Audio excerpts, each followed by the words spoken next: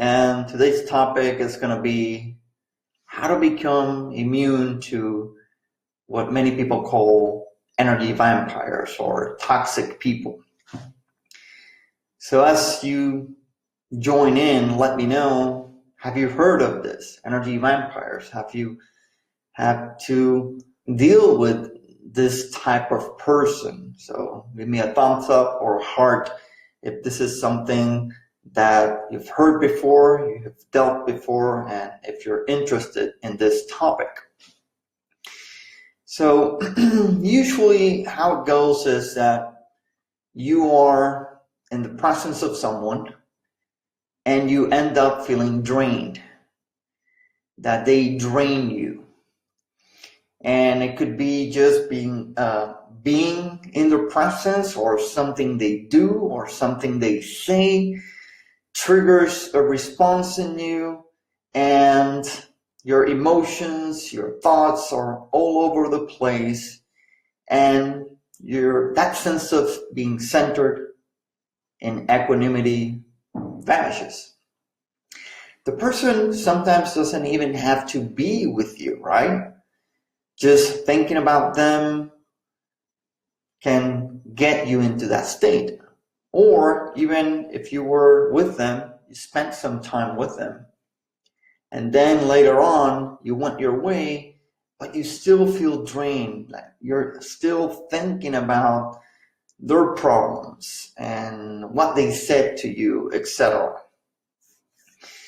And well, sometimes we meet people like this in our family, in our workplace, even in relationships, right? I know some of you are commenting, my ex used to be like that. Well, yeah. So what causes this type of reaction energetically? What allows an energy vampire, right, to be able to siphon your energy? There are a couple of energetic blockages that are at the source of this. The first one would be what we call portals.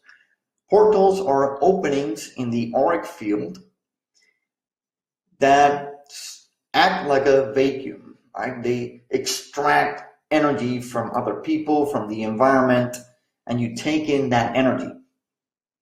Usually these portals were opened during an analytical state of mind, something that we discussed in yesterday's webinar about soul retrieval. So for those of you who didn't attend the webinar, let me just explain a little bit what is an analytical state of mind. That is when you have an experience that is very shocking, that is very intense emotionally, traumatic experience. And basically what happens is that you go into an altered state of consciousness. You lose track of time.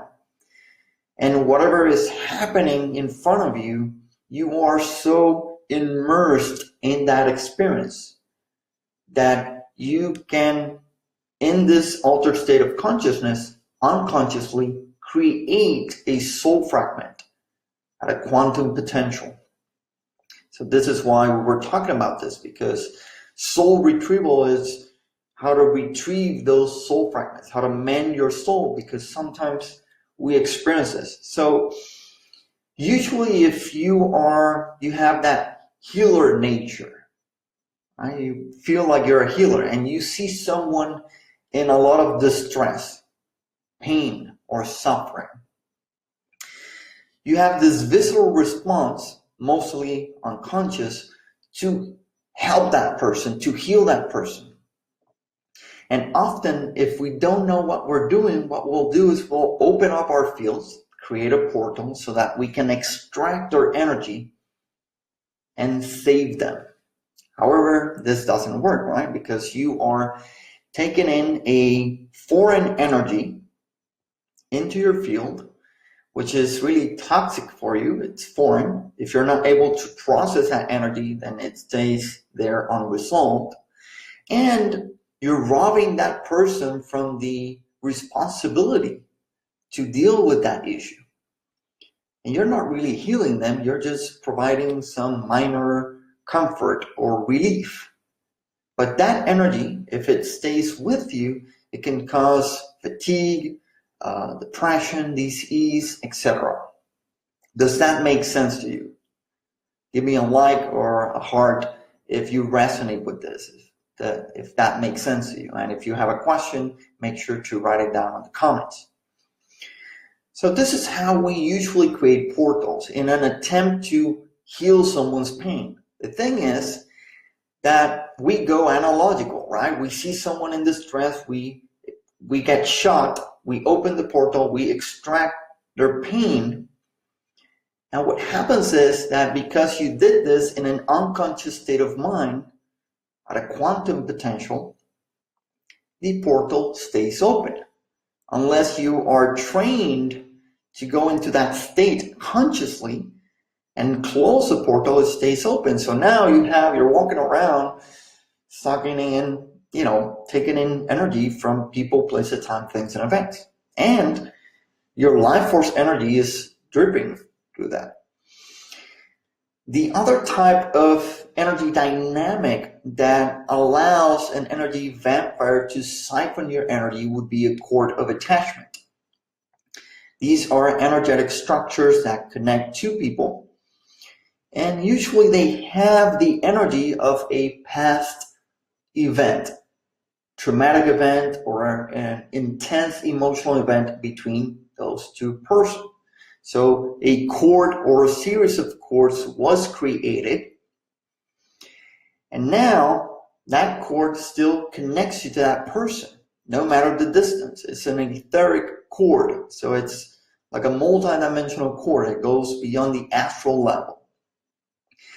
And cords of attachment have the potential to drain you from your energy. And if you're connected to someone who has a dynamic of, I want to control you, you're mine, or codependency, things like that, then you're going to feel drained when you think about them, when they're in your presence.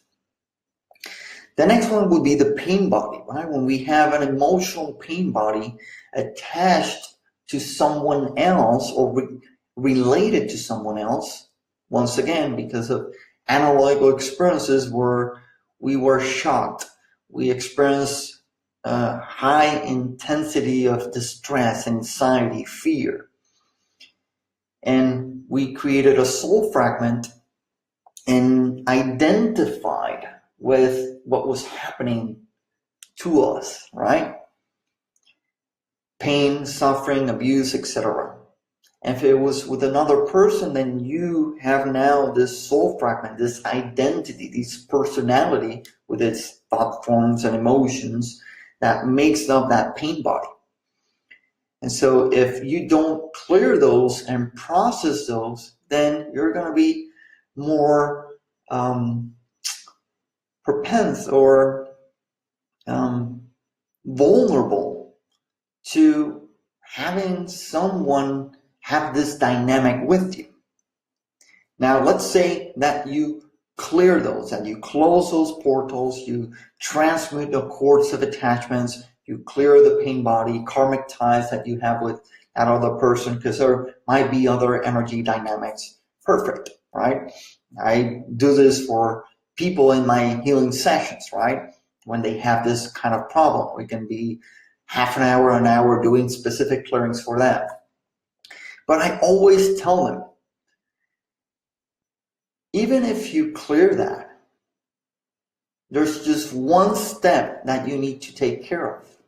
And that is to question, to go beyond the thought that someone can be an energy vampire, that someone has the power to extract, to take away your energy. Because just as you had the power to mend your soul, to close your auric field, to raise your frequency, and keep the integrity of your field so that you're not vulnerable to these dynamics,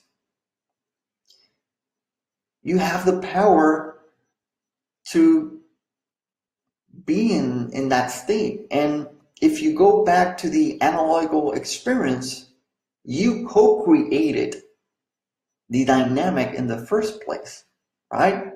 Let me know if you resonate with this, if it makes sense. So that means that by taking this attitude of empowerment, you drop the victimization. There can't be a tyrant if there's no victim.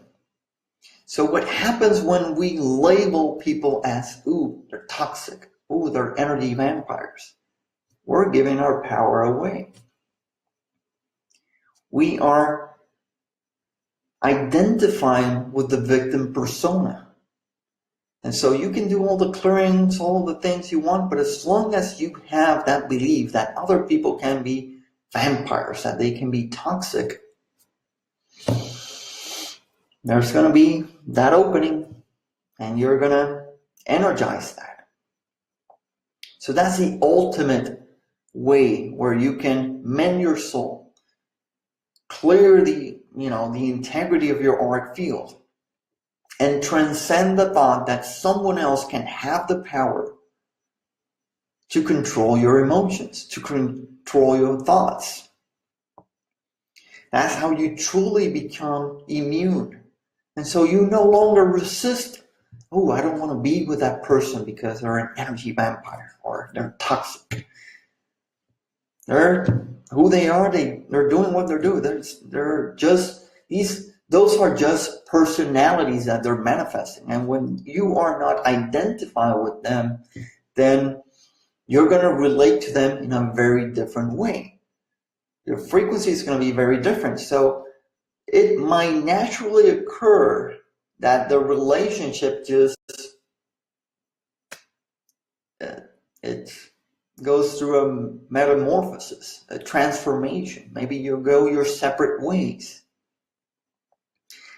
If that is the case, so be it.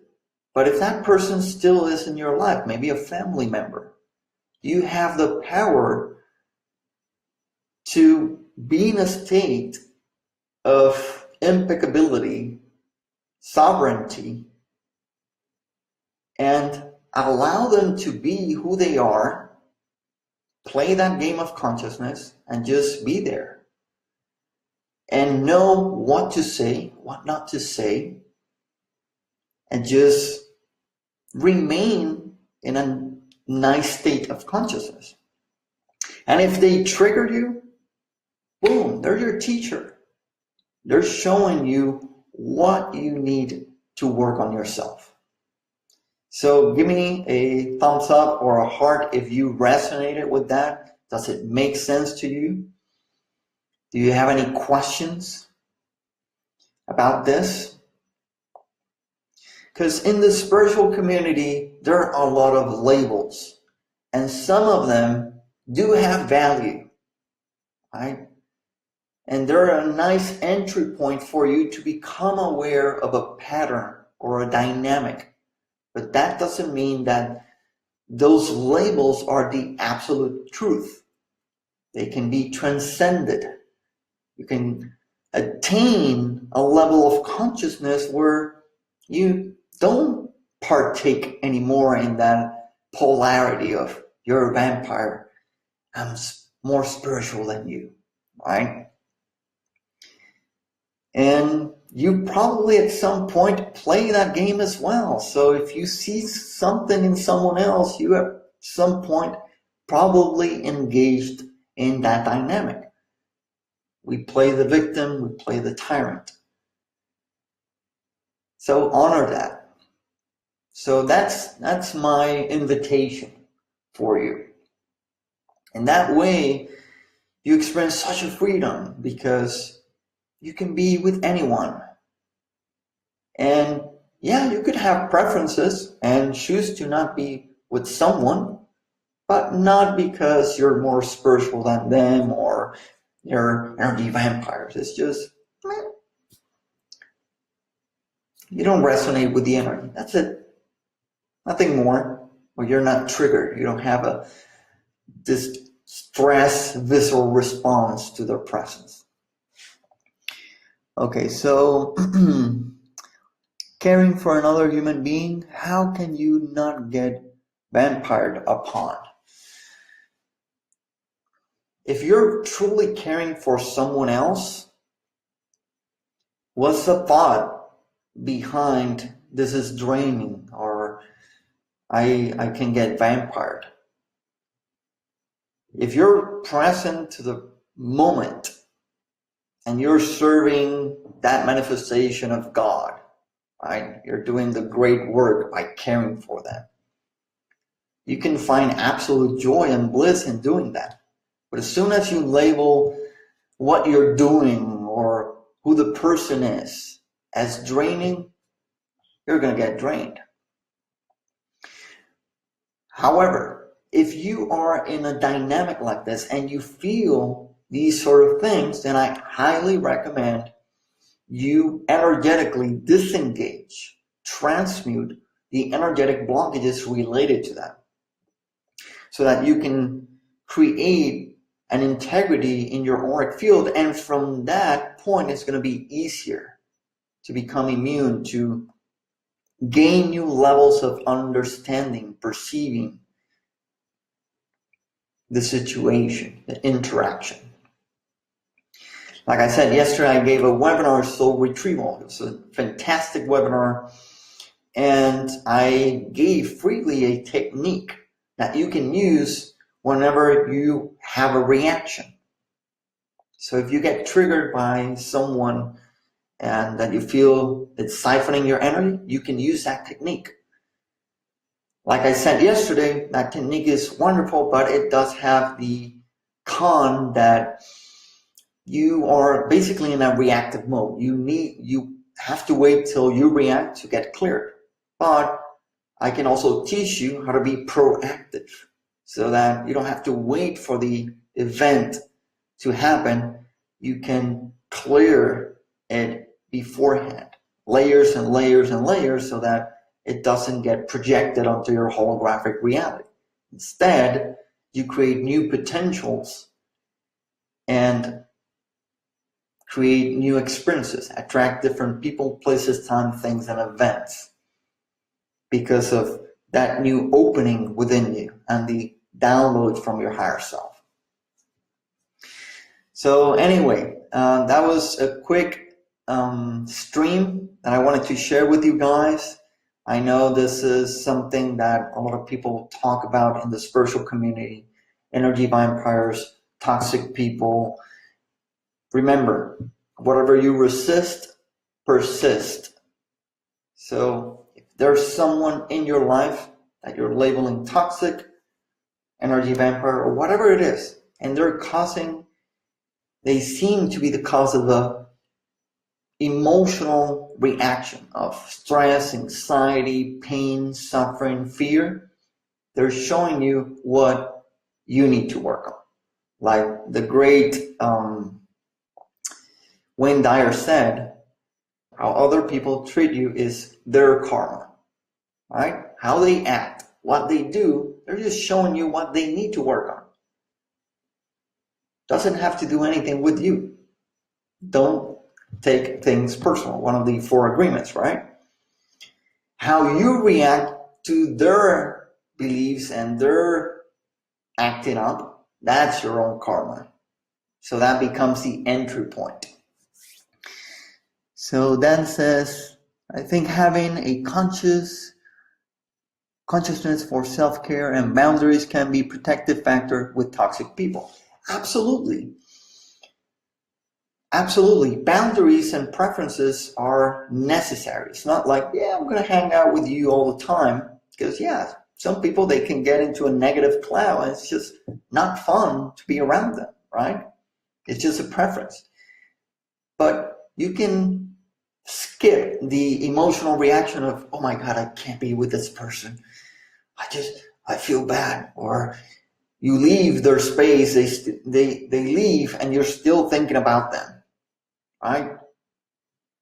There's a fine line between being in integrity, being in a centered, being in equanimity, where you can say, well, I'm not gonna be with this person. I'm gonna establish my healthy boundaries that I highly recommend. But if you happen to run into them or think about them, you don't get this unconscious reaction. Hope that makes sense. Anyway, we're on the 20-minute mark. I wanted this one to be a short one. Okay, one more question. Tammy says, what if you love this person? I know, weird. Love has different degrees, right? There is tough love, soft love, self-love, and omni-love. If you are in a discordant dynamic with someone, sometimes we think we love them, but we're more in a codependency pattern. When you transcend codependency, you focus on self-love, you stop trying to seek the love and approval and appreciation from that person, and you become the source of love, and you can start loving them in a totally different way. And that could mean speaking your truth, setting healthy boundaries, or even choosing to love them from a distance. That could be the case. But once again, you do it from a state of peace.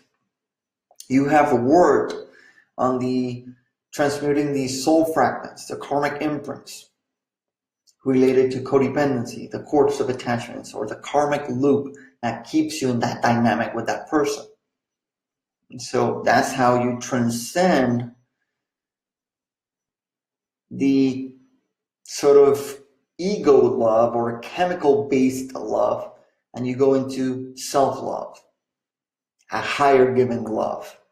And your intuition, your higher self will guide you as to how that love will manifest with that person, what is best for you.